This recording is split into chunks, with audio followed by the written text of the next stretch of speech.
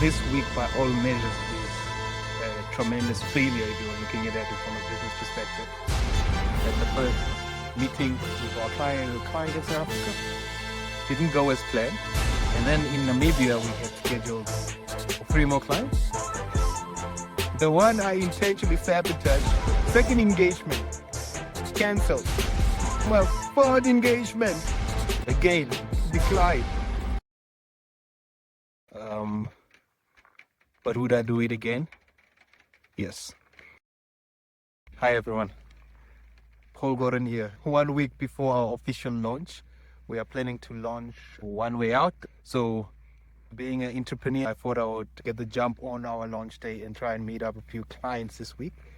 And yeah, that's exactly what I did. So this week started off strong. At the first meeting with our client in South Africa, big client, lots of employees. That meeting was interesting. Didn't go as planned. Ended up being asked to make a proposal. We will submit the proposal, but I don't think we communicated our value proposition quite well there. But we'll try our level best to get it in the proposal and see what happens. So that was in South Africa. And then in Namibia, we had scheduled 3 more clients. So drove down to go see these clients. And as Murphy's Law would have it, they say when you start to work on your purpose, be careful because all hell will break loose. And that is exactly what happened this week. My word, what a week it has been. So first things first, I worked a little bit in the morning. I decided to drive down to go see the clients because I had meetings over the next few days with them. Big enough clients to put in the effort to drive down and see. But as I'm driving, a stone hit the car's coolant reserve cap, destroyed that. So I fortunately was close to a town, stopped in the town, contact Range Rover. They told me, no, you cannot drive that car any further. If you drive it, you will destroy the car. You will damage the car. So then we had to now tow the car in. But I have a meeting with the client, so I told my wife, oh, and she's a ride or die, man. That woman right there is a ride or die. So I told my wife, wifey, our car is given in. You need to get in the other car and drive to me so that we can make it in the time for the meeting with the client. That woman gets in the car, drives to me. So I take over, I speed a little bit, but we get there. We get there and then we go have the meeting with the first client in Namibia, right? Good meeting. My wife met this individual in a personal capacity. We were at a shooting range and we just clicked when we were at the shooting range. He was with his son there as well. When we met up for dinner, it was again him and his son and my wife and I, and it was a good session. Didn't even touch one bit on business. Now, my wife has work tomorrow, right? And I have to be back tomorrow to have the rest of the meetings. I made a choice. It's about a 4-hour drive. And this is like 10 in the evening. I'm like, let me go drop off because he has to go to work tomorrow and come back. Drove back, obviously exhausted because we got there at like 1, 2 in the morning. But I have to drive another 4 hours back because everything is at the other place where I have to graph to get some work done because I also have meetings in the morning. So even if I wanted to, right? Even if I really wanted to, I could not stay there, right? So I had to drive back, slept about an hour, woke up, decided to go check up on my daughter because when we were on the call earlier, she was talking about how much she missed me and whatnot. Came in her room and then kissed her on the cheek in her sleep. She just smiled. I'm like, yo. And in that moment, right, is when you have the realization of why you're doing all of this, right? Why you are risking it all. So she smiled, picked her up, and I was like, nah, let me go put her by her mom. Took her to our room, put her by her mom, covered the two of them up. Got in the car, and then motored to where I was checked in. Arrived there at just around 8. And immediately, without even sleeping or showering or changing anything, opened my laptop and started grafting. Worked the rest of the day till about 5, clocked out, went for a bit of a jog, came back, took a shower, and went to go meet the client. Went with my laptop, my equipment, everything. I'm going to go seal the deal. We had met the previous night, but he had said, if I'm around, let me contact him so that we can do something again. So I did.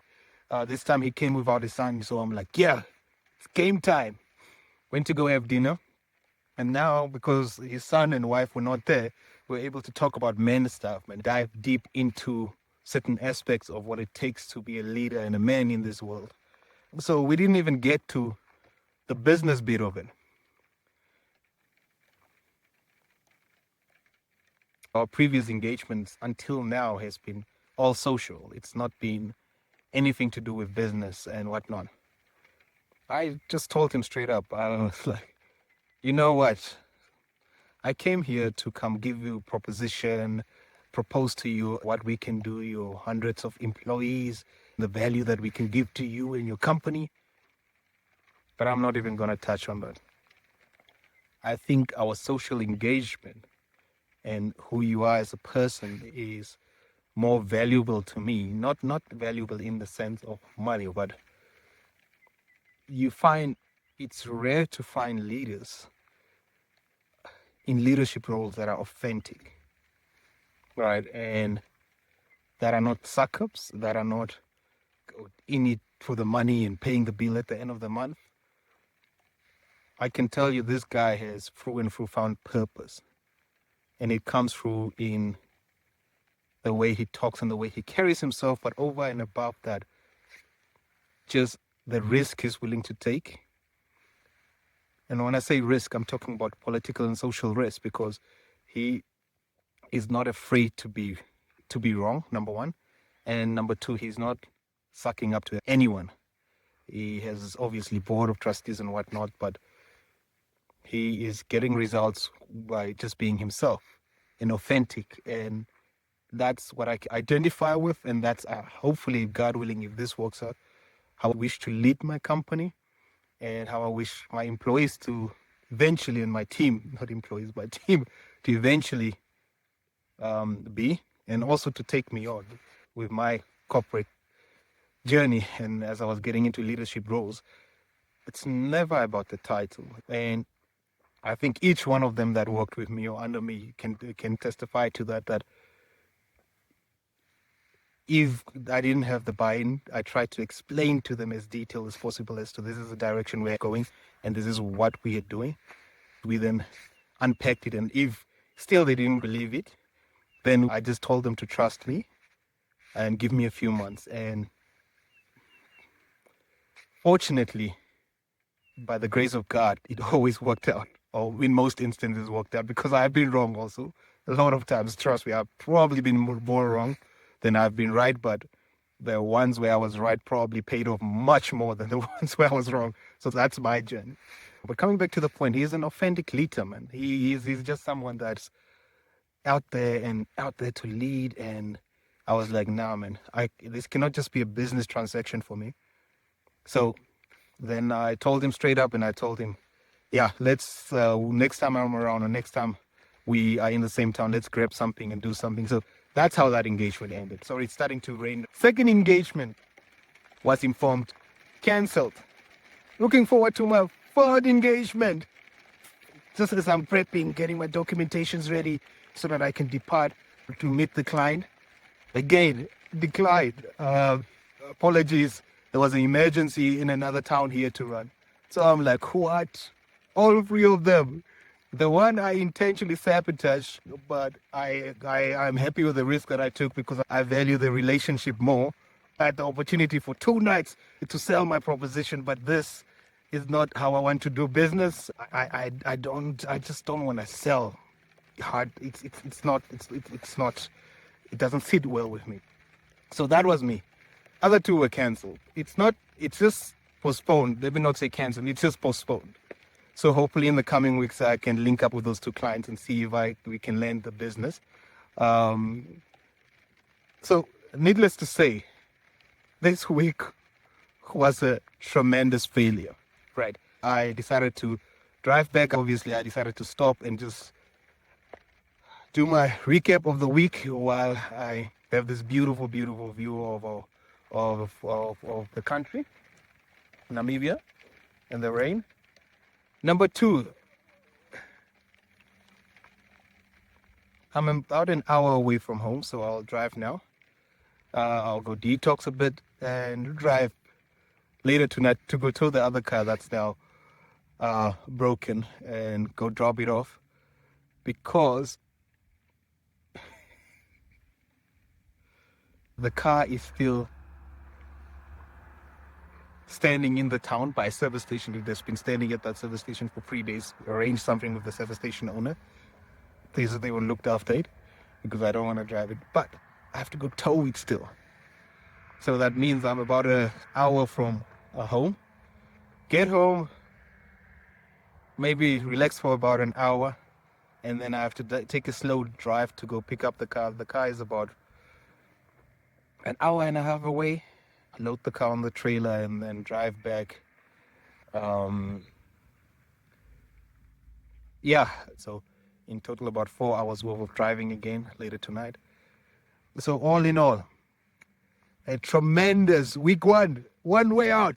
Week one, a tremendous failure. Tremendous failure.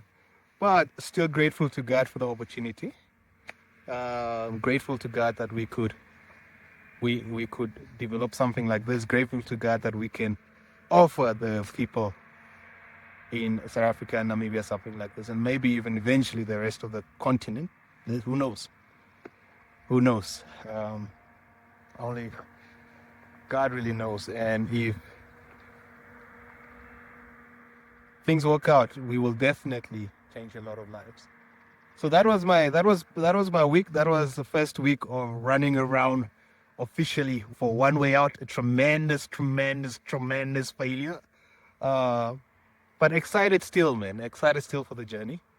Excited to see how things play out. I'm